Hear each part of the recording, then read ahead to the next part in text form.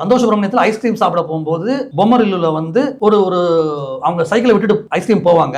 Stand போட்டதால cycle கொஞ்சம் அப்படி திரும்பும். அந்த மியூசிக் நல்லா இருக்கும் அந்த விஷயம். ஆர்ஆர் பண்ணும்போது நான் என்ன பண்ணேன்னா என் சைக்கிள் திரும்பல, கம்பி கட்டி சைக்கிள் இழுத்தேன். ஏன்னா நல்லா காசு கொடுத்து வாங்கியிருக்கேன், ரீமேக் பண்றேன், புடிச்சு பண்ணிருக்கேன். நான் எதுக்கு வெக்க பண்ணுவாங்க அங்க அந்த ஒரு செகண்ட் அந்த ஆடியன்ஸ் என்னால கிராப் பண்ண முடியுமா? என்ன அவங்க ஐஸ்கிரீம் வாங்க போனாலும் படம் ஓடிதான் இருக்க போகுது. சைக்கிள் கம்பி கட்டி இழுக்காட்டியும் படம் ஓடதான் இருக்க போகுது. ஆனா எனக்கு அது பிடிக்கணுமே, எனக்கு அது வேணுமே. ஒவ்வொரு செகண்ட் எப்படியாவது அரெஸ்ட் பண்ண முடியாதா?